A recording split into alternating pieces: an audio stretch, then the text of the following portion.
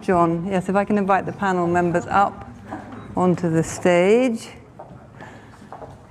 So, I think we're going to try and aim, are we going to still try and aim to end at, oh, we've got a hard end at 6:30 because of John, so we'll, great. We've been given a very non-controversial topic of low-carb, high-fat diets.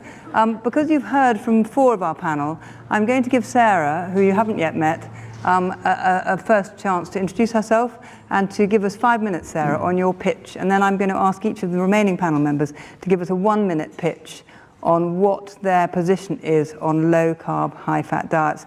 And before you speak, I just wanted to recognize what I found a helpful point that Roy just made, which is the fact that we can talk about this in the context of diabetes and diabetes reversal type 2, in the context of weight management in people who have overweight or obesity, and also in the context of maintaining healthy life in the general population. So I think we slightly need to remember those 3 areas for consideration. So Sarah, 5 minutes. Okay.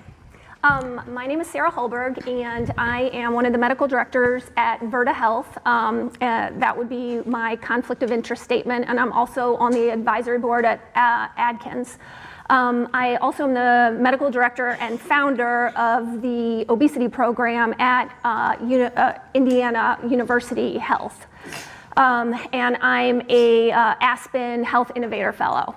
And I'm thrilled to be here, and so I have to thank both Swiss Re and the BMJ for organizing this. I think this is absolutely fantastic, and I love the opportunity to have a dialogue about some really important issues affecting both the health and the financial viability of not only the United States, but around the globe. So I'm thrilled to be here.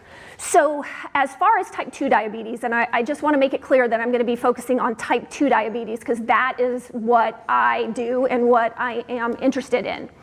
And first, I just want to walk through some incredibly basic, agreed upon things that then somehow escape even intelligent people when we move those things into guidelines, okay? And that is, type 2 diabetes is what?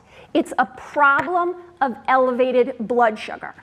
And although humans are different, and heavens knows we need to respect the differences, we cannot utilize a one-size-fits-all approach. We do have to understand that there are some things that are the same.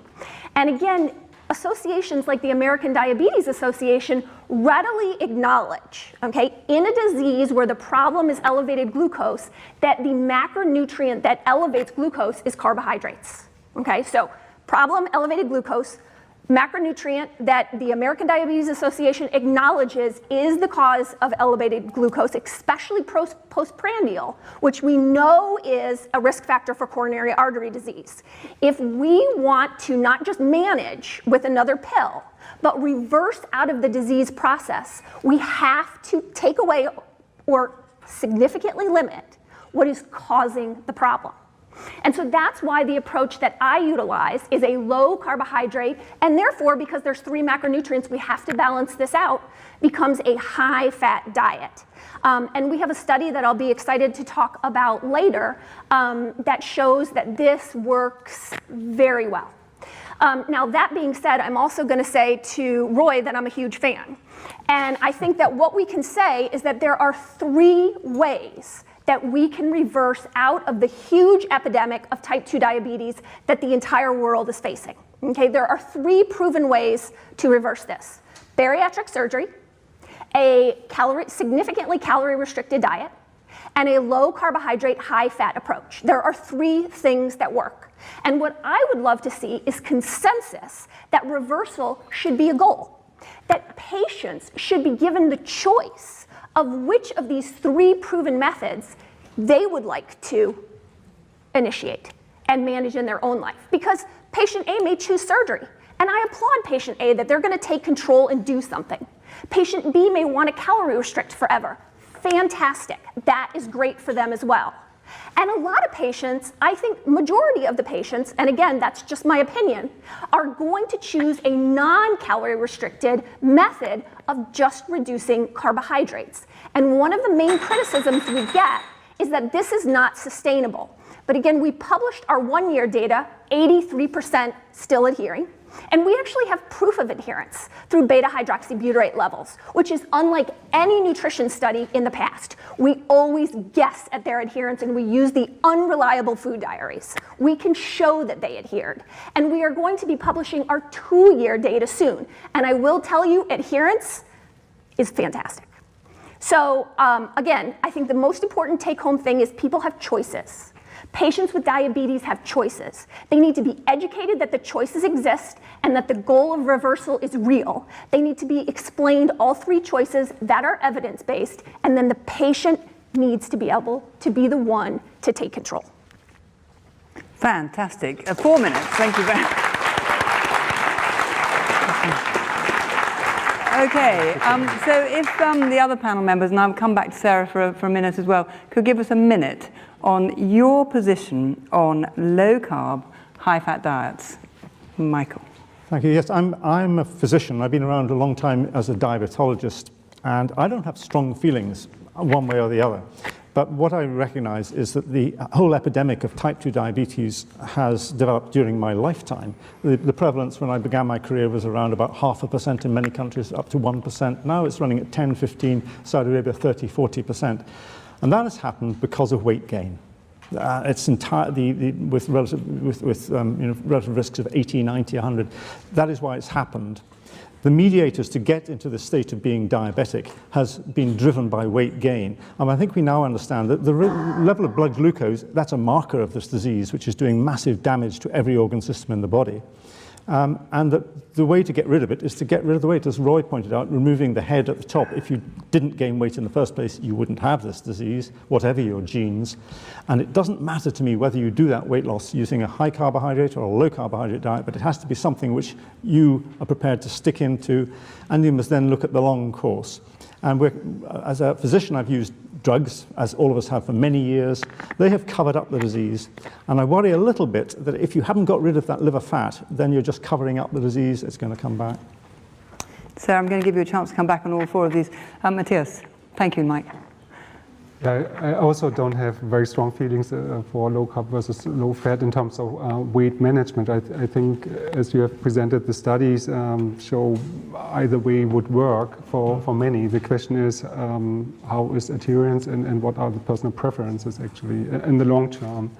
In terms of longer term perspectives among initially healthy, normal weight, I think that's a different question. And we don't have very good evidence that low fat or the carbohydrate or the macronutrient composition per se is a major relevant factor for chronic disease beyond weight management. I think that this discussion on low fat and low carb actually a bit distracts from other points of diet quality, which are more essential in this regard, I think.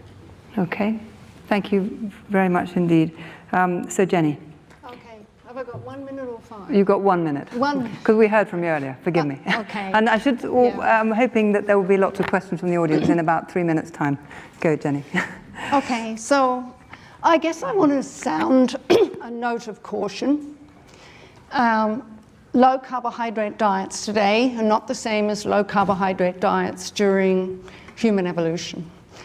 So I am wary on the basis of at least 4 observational studies that low carbohydrate diets are associated with higher risk of total mortality and higher risk of cardiovascular disease mortality. That caution should also apply to the most vulnerable group in our population, that is women of reproductive age.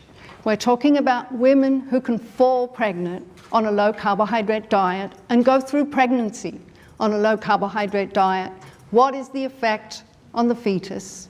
So that group has been traditionally kind of regarded as a special group and not a group that we should take into account all the time. Well, sorry, I think they should be the lowest common denominator, and we should be very, very careful what we say.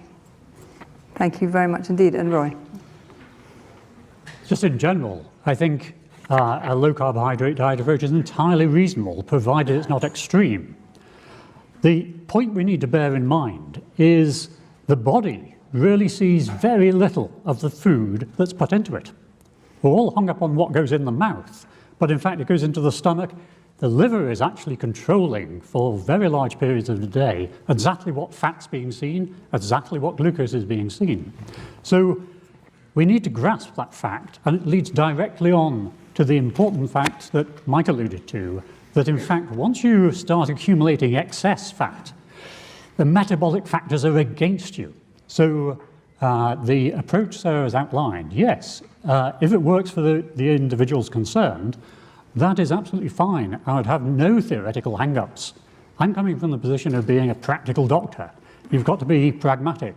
What works for the individual is what we're after. So conceptually, no issues provided it's not extreme. But remember, it's metabolism that causes the shot, causes the shots.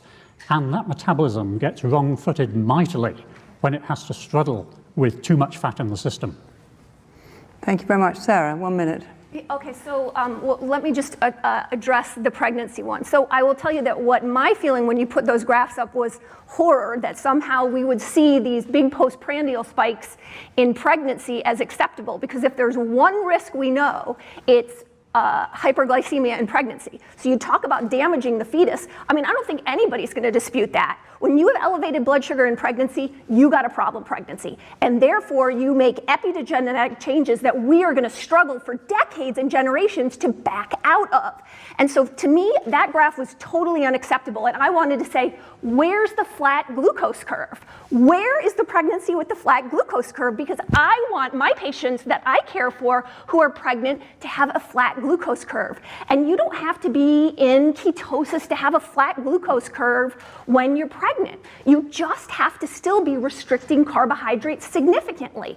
And you can get that much better flat glucose curve in an unbelievably critical, not only for that patient, not only for that patient's baby, but what about the next generation after that? So pregnancy is so important and is going to be our key of backing out of this epigenetically.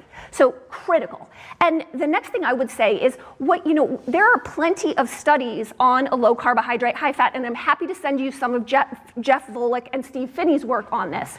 But as far as the liver fat and the fat accumulation, the thing that's a shock to the body is a deranged metabolic system.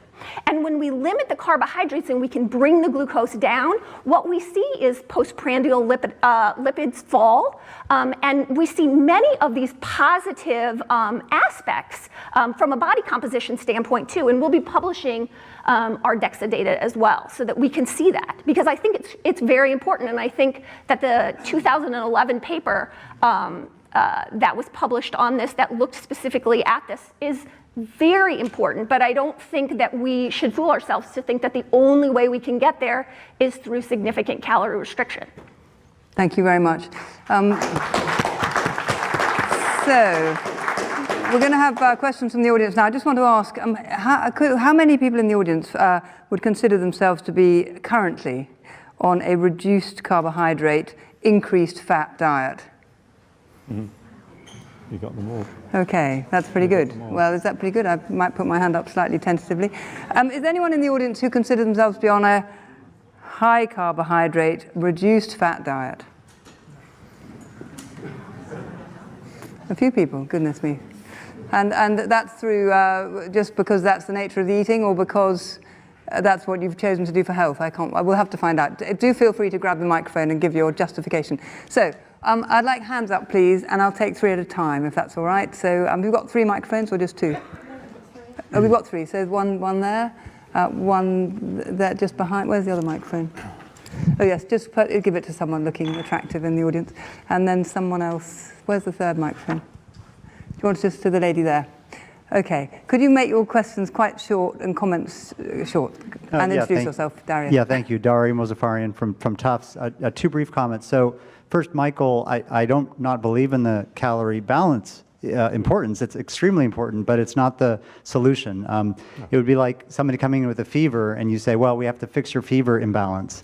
We have to make you, produce less hot and less cold, rather than actually finding out the cause of the fever. So the calorie balance is important, but what's driving calorie imbalance is what's missing from calorie counting. That's good that you listened to my talk then. Thank you, Darius. So I agree with that. And the second comment, I think, is that Michael also said that these changes in these trials are fairly small. They're usually around half a kilogram or a kilogram, and most of these trials are about a year long.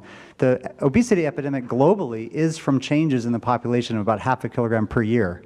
So, in fact, those small changes are what is actually happening in the entire population to explain obesity. There's not massive changes going on. There are very, very subtle things going on in the population.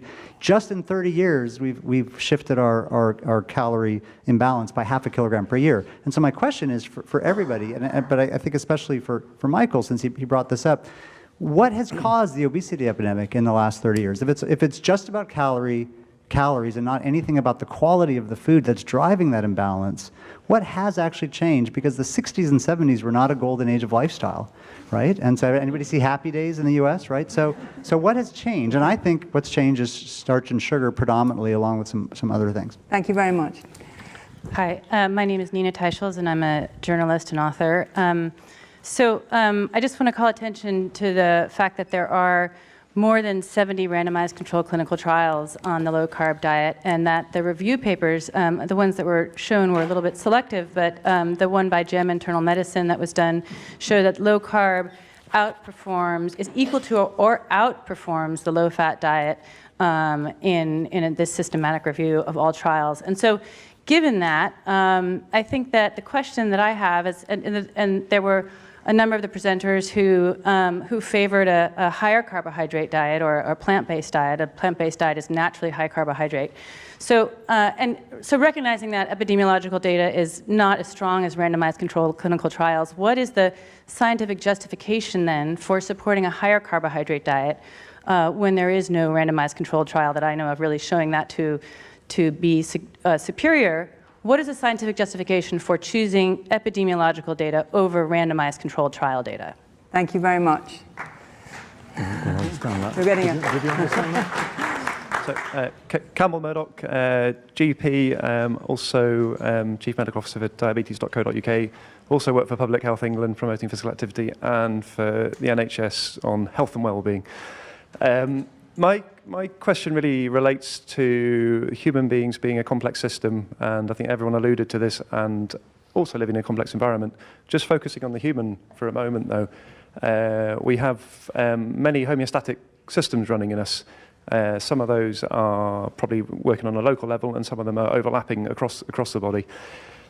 One of the key areas that I think would be useful to clarify is around the first principles of what's causing the problems. And one of the thoughts I always have around obesity as the cause, and if we pick that as excessive body fat, we then need to stop and think, actually, we have different fat stores, as alluded to in the pancreas and the liver and subcutaneous tissue. And my patients teach me that some of them are fantastic at putting on subcutaneous fat stores and protecting the body, whereas others are not so good at that, and they can't mitigate their lifestyle so well. What's the question here? Just get to the question. Sorry, so the question is, should we be actually saying obesity doesn't cause the problem, obesity is a marker of a problem? Very nice. Thank you very much. So if people could raise their hands and the microphone people just choose 3 other people, that would be most helpful. So we have the panel of, is obesity the cause or a marker of a problem?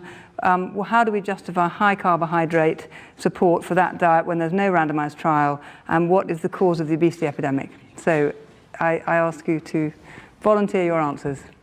Yeah, Roy? Maybe I could comment that obesity can't be said to be the cause. If we look at people who are severely obese, BMI over 40, what proportion don't have diabetes? 70%.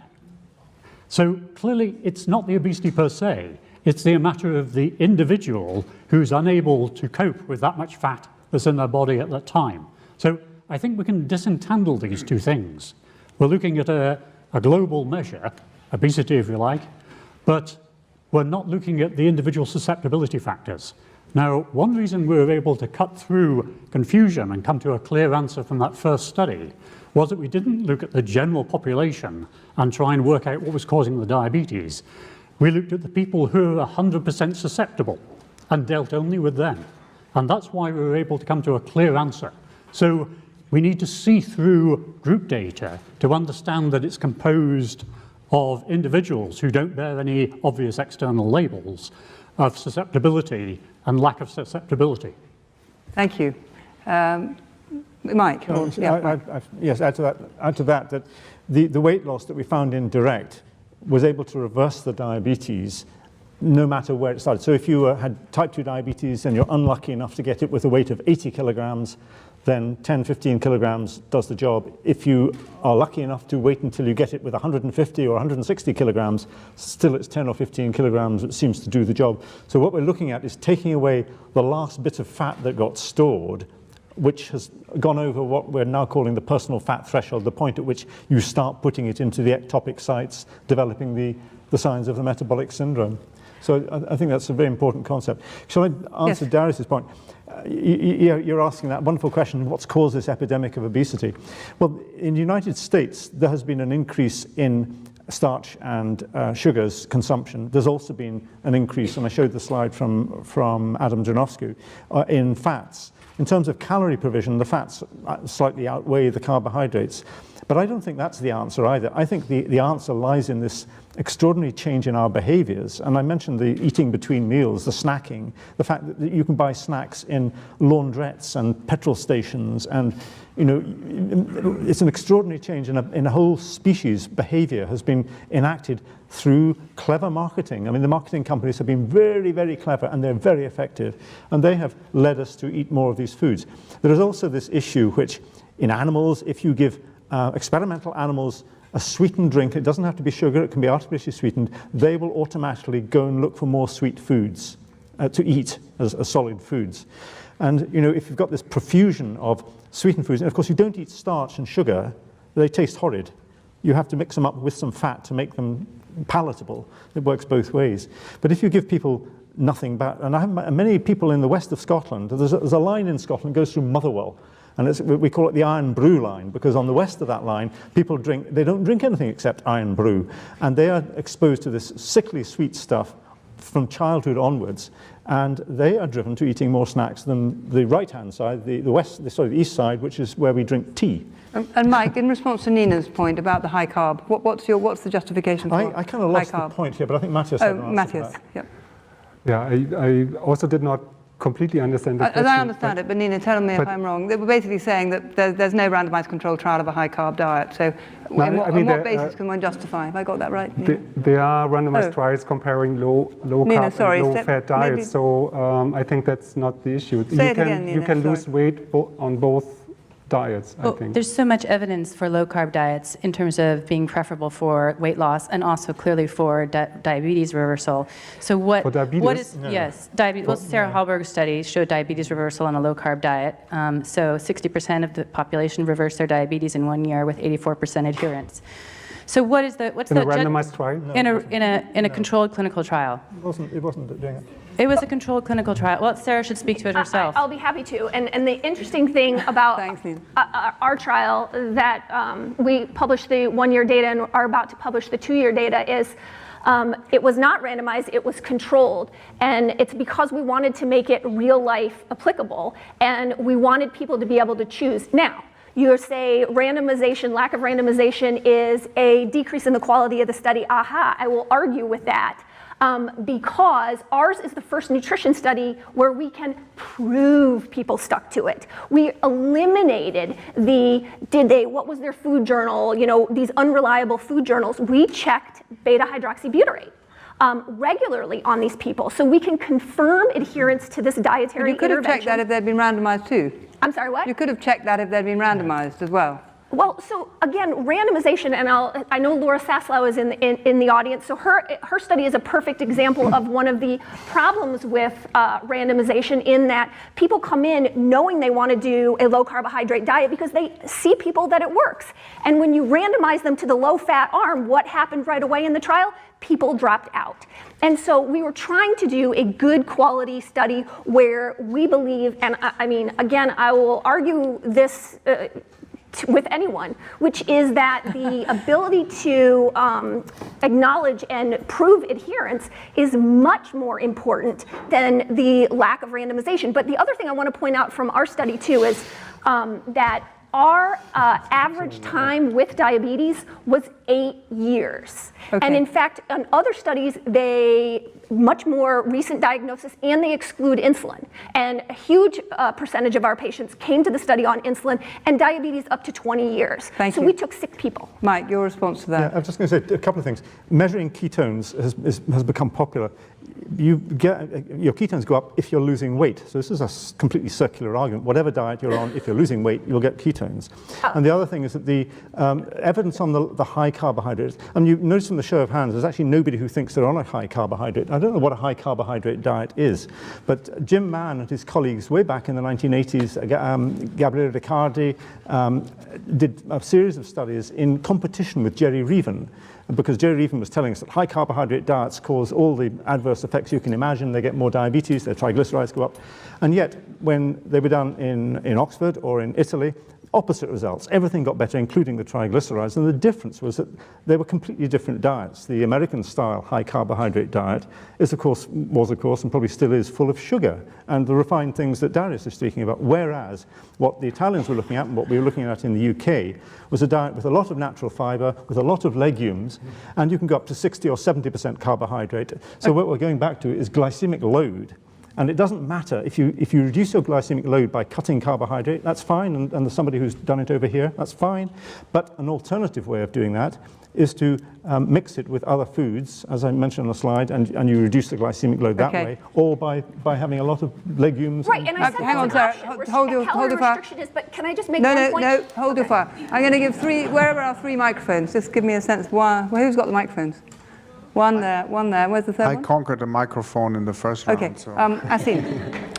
One quick point and then a question Just related say who to you it. are, please. Asim Malhotra, a consultant cardiologist.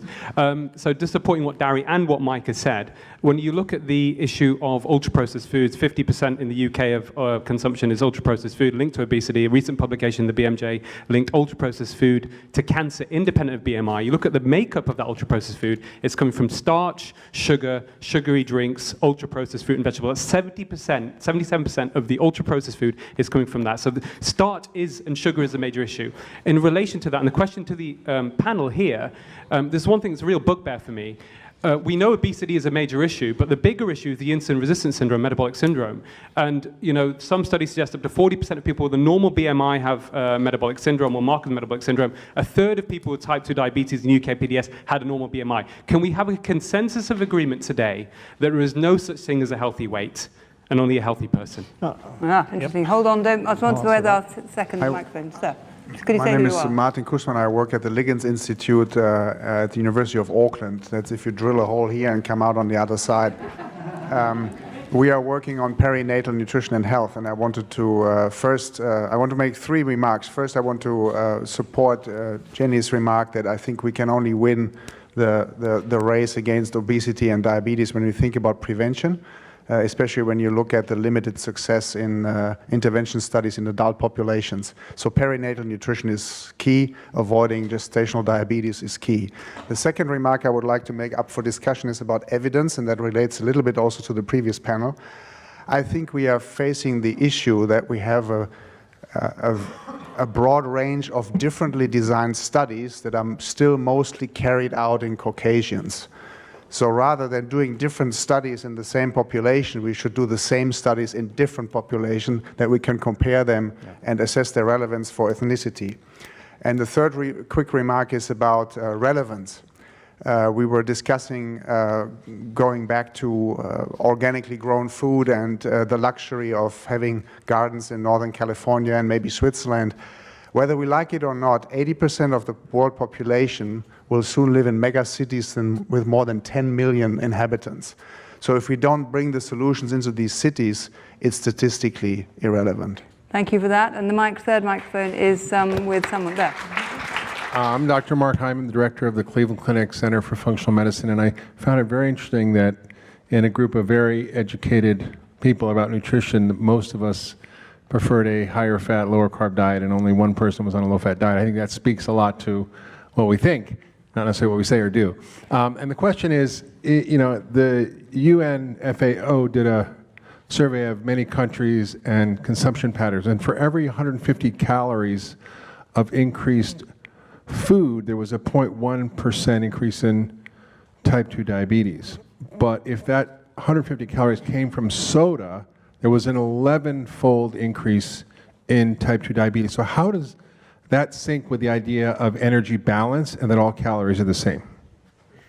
Okay, so back to the panel. I'm not sure I can summarize all of those, but no such thing as a healthy diet, only a healthy person.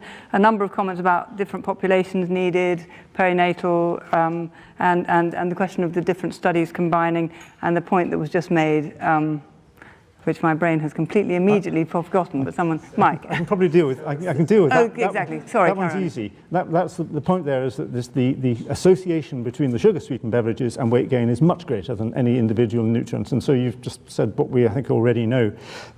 Azim asked about, is there an ideal weight? Well, there is an ideal weight. It's whatever weight for you individually, and it's different at a different age for all of you, before you get metabolic syndrome and type 2 diabetes. And you know, you have to be aware of this. There isn't a single figure worldwide. We can't apply BMI 25 or BMI 30 were epidemiological. Yeah. And incidentally, I got the same text message from a patient who'd become non-diabetic on a meat-eating diet, word for word as the one you got. Anyone, Jenny, you haven't spoken, anything you'd like to add at this point? Or?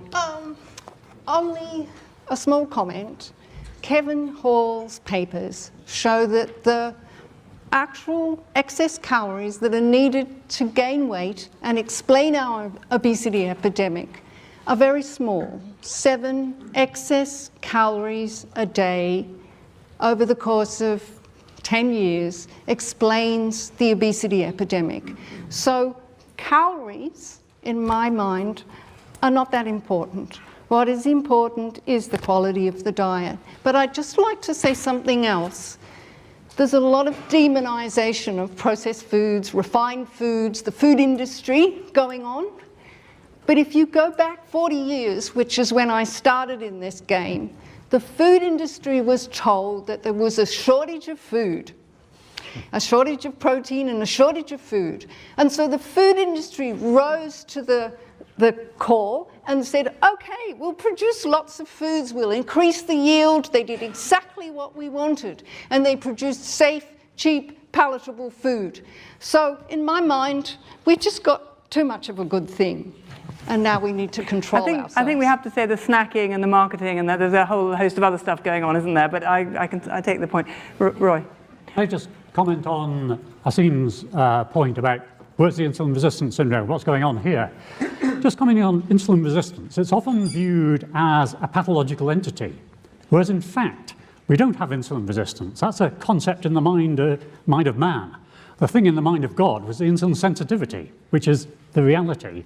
And that's something which is evenly distributed in the population. So if we look at the less insulin sensitive portion, yes, there's a lot of problems there. And so if we were to consider those people who have insulin resistance in muscle, that's the genetically inherited form, tends to run in families naturally, and can only be changed marginally, those people are specifically disadvantaged with a high carbohydrate diet, because we know from our work following food with magnetic resonance spectroscopy that they can't store glucose as glycogen in muscle immediately after meals. They have to have a bit of a boost in their de novo lipogenesis. So if we were to identify those people, we could perhaps follow through prospectively and actually test what I'm saying, which is only putting together notions. So insulin resistance, well, let's flip it on its head and say what's real, which is a biological variation of insulin sensitivity in muscle. And yes, there is a problem at the low insulin sensitivity range. Thank you. Sarah, did you want to Well, I want to put one thing about ketones. So ketones will rise in starvation. They don't rise with weight loss. There's no data on that. And so our elevated beta hydroxybutyrate that was over twice what we see in the average population is a significant marker of adherence. Again, and I'll just stress that I think puts that study above others that rely on food diaries. So, Thank you. And now I'm done with that point. Thank you very much. So who's got the microphones this time? There's one over there. If you could raise your hands, and the microphone people will know to come to you. But sir, you first, please. A retired GP from the UK with an interest in nutrition. It's just that I've always been taught that Asians who have a high carbohydrate diet then come to the UK or the West, and then they get diabetes because they have more meat and more protein and more fat. And I'm surprised to see this revival of the Atkins type diet, because we know that the Atkins diet increases cardiovascular disease, gallstones, kidney stones, osteoporosis, and cancer. Thank you very much for that. Based on what data? Hold on a second. Other microphone. We'll get to that. Sorry, I'm trying to look over here for the... Oh, yeah, go. So, Naveed Sattar again from Glasgow. So I grew up... Sorry, just introduce yourself again. Naveed Sattar from University of Glasgow. So I work with Mike, so I'm fortunate, and Roy. So I grew up in Blantyre, which is near Motherwell, and Iron Brew is from Blantyre, apparently. So I grew up drinking lots of Iron Brew, but I went to medical school. I was eating lots of chips, and I don't have a low carbohydrate or a low fat diet. But what I did was change my habits, retraining my taste buds to get rid of sugary drinks. Don't eat chips as much anymore, still eat the occasional ones, but I've now made proper choices. So it's neither one or the other. And I think most people in our community don't need to choose if they want to stay healthy and not become overweight. They don't need to choose one or the other. I think we're talking more about weight loss in people who are obese in terms of trials, and that's a different question. So we've got to be really careful when we actually look at this. So, and I think the key concept, and I do clinical practice, for many of my patients, for some of them it's clearly, we had one guy who was drinking 8 litres of Iron Brew a day and 2 packs of crisps. Now, he lost 8 kilograms when he started to go on to a normal diet. Most of my patients, so it's snacking culture. Yes. It's crisps, it's biscuits, it's cakes, which contain lots of saturated fat and excess refined sugar. And it's a combination of things. And the key thing for them is to retrain this taste buds. And I'll give you one last example. So one patient, I said, could you go and try some fruit? He came back next week, he said, Doc, I tried that banana, it's bloody horrible. It was the first banana, and this is the reality, it's the first banana he ever tried. So it seems to me no chips, no sweetened drinks is a Scottish low-carb diet, is that right? No. So the point is, it's neither one or the other. But I take the point, it's normalising things. Yeah. And there's a third microphone somewhere. There. Oh, so sorry, you've got a microphone. Yeah, go ahead. Hello, my name's Jane Collis. I've been studying diabetes for 50 years, even though I'm only 23, 20 of which I've been observing pregnancy and lipids, and I've got an interest in various aspects. Just bring the microphone closer. Sorry, various aspects of diabetes. I agree totally with the ladies talking about pregnancy. We've forgotten homeostasis altogether with fats. The quality of the fat matters. We can't go frying a fat and expect it not to cause damage to our body. So with polyunsaturated oils and olive oil, they're cold pressed. So unfortunately, when they're offered to us, they're very old. Sometimes rancidity is covered by commercial processing. So in effect, we're putting something pro-inflammatory into our bodies, which affects the testes and the ovaries. And also, when the baby is growing, if you should be so lucky to get pregnant with an unbalanced homeostatic function with your omega-3 and 6, then the baby will pinch all the omega-3 from the mother, and that's essential for insulin sensitivity. So therefore, the baby might stop growing or die. And, nobody's looking at this. I'm very glad to hear somebody's talking about pregnancy. Thank you very much. Excuse my nerves. No, you've done brilliantly. So we've got the Atkins diet, which was said, and we wanted to know the evidence for this, that it increases a whole load of terrible things, and why the Asian population changed their profiles in coming to the UK. We've got the business about just simply stopping the bad stuff and getting back to what in Scotland might be considered a more normal diet. And then the rancid fats and all the problems of pregnancy. So who would like to take any of those? Sarah? So I'll start out. So as far as the Atkins diet, none of that is true. Like, there's not evidence for that. But more importantly there you go. is, I agree here with, I think both of you brought up the idea of health, right? And what is a healthy diet? And I couldn't agree more that if we look at different cultures, right? Let's look at some cultures around the world. What we see is that there's a continuum that people can exist on and be healthy. We have island nations who are very high carb, who have very low incidence of heart disease. We have the Inuits and the Maasai who have incredibly high saturated fat intake, and they are free of heart disease and healthy as well. And so humans can exist on this continuum very happily until we introduce things that I believe that we all can agree on: sugar, processed foods. And once you do that and you get a metabolically unhealthy person, there's no continuum anymore. You have to shift down to the low carbohydrate end of this continuum, and whether you get there through significant calorie restriction or you just limit carbohydrates, once you have metabolic illness, your choices are limited. Thank you for that. Other comments on the panel? Roy? That just raises an interesting point that Sarah's made, that the way out of a problem is not necessarily exactly retracing your steps.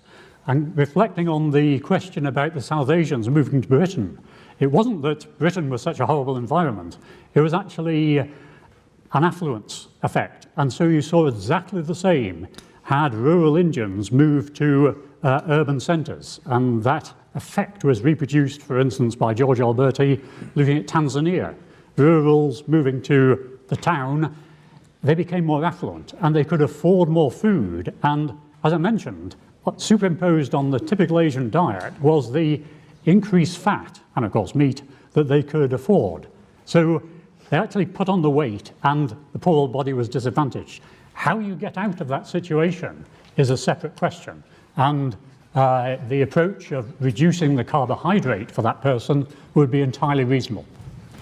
Matthias? Maybe I can add to that. I mean, the issue of nutrition transition in many countries is a major one, but it's, I think we have sometimes the idea that traditional diets are all good, but in many societies or many countries, the traditional diets are relatively poor and have little diversity, actually. And what we also do observe is that increasing diversity, even if this means you start to eat little red meat, that is counterintuitive, but it actually could be beneficial. Mm-hmm. Thank you. Jenny, what about the question about pregnancy and the rancid fats and the issue around protecting the fetus? And Oh, I think the idea that rancid fats are dangerous is perfectly reasonable. We don't want to eat oxidized food at all, whether it's fat or any kind of oxidative products. Thank you for that. Mm-hmm. And Mike, do you want to answer the business about the Scottish diet and just getting people off the bad stuff onto a more normalised? I'll tell you, yes, I'll give you one. In fact, I like volunteers from this room. I have a student who's trying to find people on low carbohydrate diets, and he's been collecting hundreds of them from the internet and from Facebook and such like. And suddenly, but when you actually find out what they're doing, they aren't on low carbohydrate diets at all. They just thought they were. So I wonder what you guys are doing. Okay, I've got 3 microphone people, but the comment, if the next microphones could come to the front of the room, I'd be grateful. So the lady there with the microphone, yeah. Go ahead. My name's Rachel Stockley. I'm a GP working in Brussels with English language expats who are mainly working in the European institutions, embassies and NATO, very highly educated, go onto the internet all the time about what they should and shouldn't be eating. So my question is to the panel is the influence of food processing in the carbohydrates and fats that people are eating. Do you think that there is a connection between the actual levels of food processing and chronic disease, the impact of the way the food is put together or deconstructed and then put together again in some of these ultra-food processed foods? And do you think that we should be influencing food makers and providers with an index that is categorizing food according to the degree of food processing. Very nice. Thank you very much. If that microphone could come up the front here. And the lady there, yes, thank you. Sorry, just a introduce quickie. yourself, Barbara, just say. I always used to give patients a choice with difficult treatments. Sorry, just say your name again, Barbara. Barbara Boucher, Queen Mary's, London. Maybe you've mentioned it and I've missed it, but are there any simple crossover trials of high-fat and high-carbohydrate diets? Which do patients prefer? Which do they find easier to stick to? And can you find any characteristics to predict which you might recommend first to a patient? Great question. Ian. Well, great, thank you. My name's Ian Lake. I'm a medical advisor to diabetes.co.uk.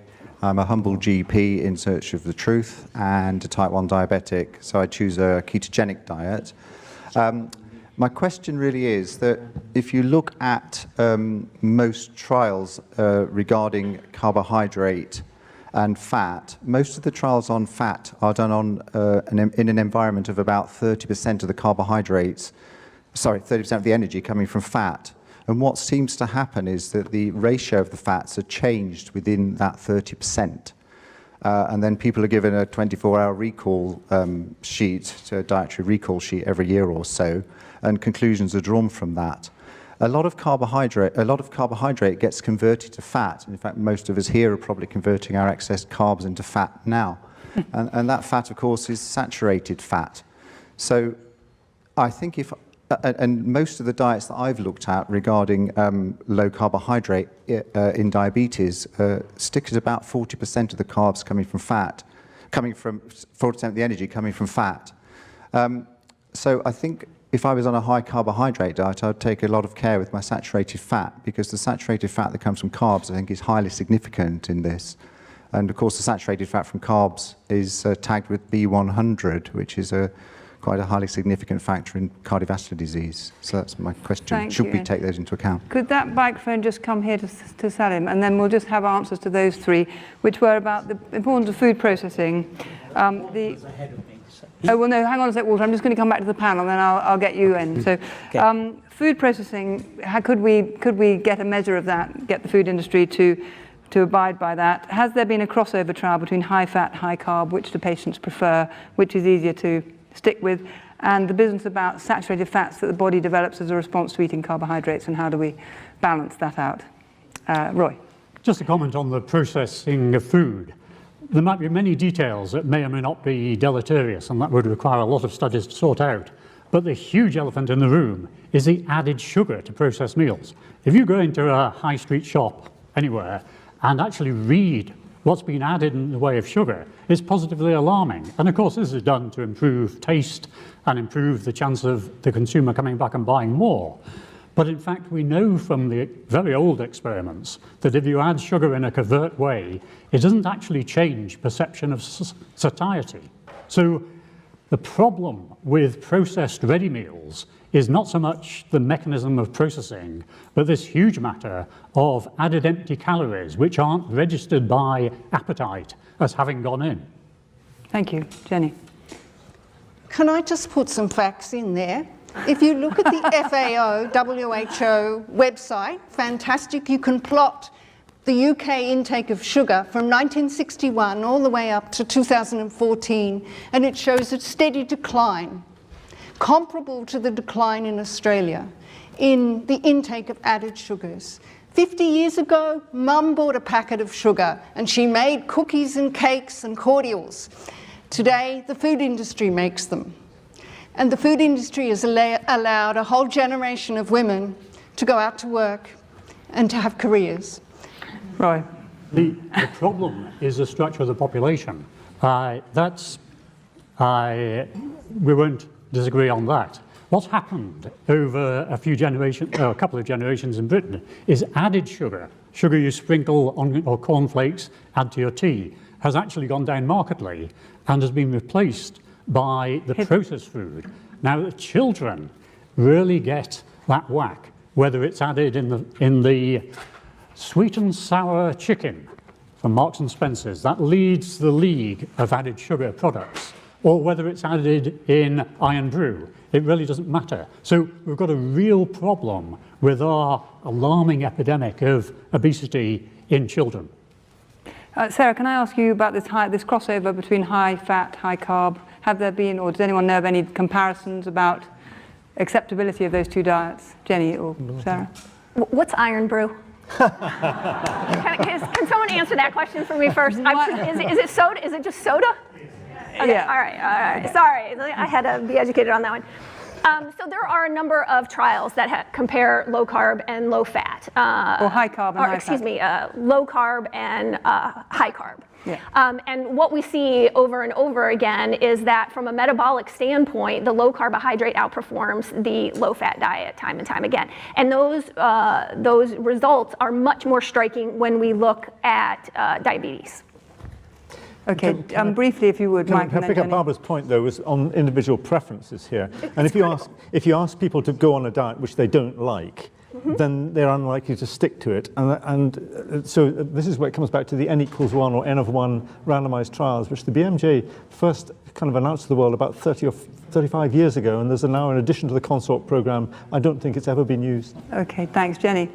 CSIRO in Australia have done a lot of studies on low carb versus low fat. They're parallel, they're not crossover, and they have long-term, they're 2 years, and they've looked at mood and depressive symptoms on each diet, and the low-carb diet is associated with more negative mood, even though they've lost all that weight. They don't feel as happy as the people on the high-carb diet. Interesting. Comment on that? That depends on the definition of low carb, because that's actually the opposite of what we see in real low carb. Okay. 75 grams. 75 grams of carbohydrate. We've got literally less than 5 minutes. I'm going to just ask for the final 3 microphone people, just you can have like a 10-second comment. Sorry, Malcolm. Okay. This has Willett, Harvard, Boston. This has to be a question, I guess. Is there really any reason that plant-based diets need to be high in carbohydrate? I find it pretty easy to have plant-based with lots of vegetables, olive oil, nuts, seeds. And also, Cordain, the founder of the paleo diet, was asked how many people in the world could be supported by that paleo-type diet. His answer was about 200 million people. And so my question is, where's the other 7 billion going to go? As someone mentioned, we need to think about the environmental consequences. Thank you. Salim, very briefly, if you would. The North Star in this conversation is higher weight is bad for you. That is, a weight over 25 BMI is worse than below or in the 23, 25, and over 30 is bad. There are 3 sets of good data that challenge that. First, a paper in the Lancet Global Health that came out late last week or early this week on 500,000 people followed for 16 years from India that shows that mortality is lower with higher BMI with no threshold. With lower BMI? No, with higher BMI. Mortality is lower at higher BMI all the way up to 35. That Richard Peto is the senior author on it. Gajalakshmi did it. Briefly, second thing is in Denmark, the BMI associated with the lowest mortality has been going up by 2 units every decade. Item 3, the tons of paper on the obesity paradox. The sicker you are, the higher your BMI, it protects you. What this means is there's something about BMI, despite the fact you get more diabetes and higher blood pressure, that is counteracting it and protecting you. So going back to, I think, Asim's comment, people matter, BMI doesn't matter. Thank you for that. I'm sorry, the final microphone person. Oh, if you can be so short, I mean, like a microsecond. Oh, no, sorry, it's behind you. Sorry, sir, behind you. Thank you. My name is Sinan Mir. I'm a GP from London. Just to keep it exceptionally short, in the context of talking about either decreasing calories, caloric restriction from a thermodynamic point of view, or metabolic hormonal imbalance, in the context of diabetes especially, where does the panel, and this is for the whole panel, where does the panel sit on therapeutic fasting? That's not been mentioned here. Is that appropriate? Is that relevant? Is it a sustainable model? So fasting, whether it's sort of a 5-2 model or a 16-8 model, is that something that is a feasible approach to decreasing weight and managing glycemic control. Thank you very much. Will you let me give the panel just 30 seconds each, because I want to get a sense from you of where you think the agreement is between you, on this issue. I'd like to give you 1 or 2 points where we think we've got agreement. Sarah. I think the agreement here is that reversal is possible, and I think that we need to come to a consensus and make a strong statement about that so that we can give patients a choice. We need to put power back into patients' hands, because I'll point out Walter's comment. You can absolutely do a plant-based, low-carbohydrate, high-fat diet, and if that's their choice, we need to all surround them and support them for that, right? Because there is more than one way to skin a cat. 3 ways have been scientifically proven to reverse type 2 diabetes. We need to talk about it and give people the option. Thank you very much, Mike. I'd just like to take a moment to say, it's Salim Yusuf's interesting comment here. One of the weird things is that a body mass index of under 25 is only found in 11% of people in Scotland when they reach the age of 65. So we're weird. We're weird. Thin people are weird. Most people are healthy, have gone with the population. Where's the agreement, Mike? Where in our conversation? I think the agreement lies that a glycemic load, high glycemic load, however you get a high glycemic load, is bad for you, and there's many ways of avoiding it. Thank you, Matthias. Along this line, like plant-based diets would be the go for, and they could have a range of carbohydrate versus fat. I would Thank you, Jenny. High glycemic load diets are bad for us. I would agree that a large amount of weight loss, of at least 10 kilos or 10% of body weight, is associated with remission of type 2 diabetes. But the next question is, for the rest of their life, which is the best diet composition? Thank you. Roy. And agreeing with all the previous points, the individual nature of this, in other words, the human interface with the science we've been talking about, is really important to recognize. So no one size fits all. Fantastic. Thank you to our panel. Thank you to the audience for their questions.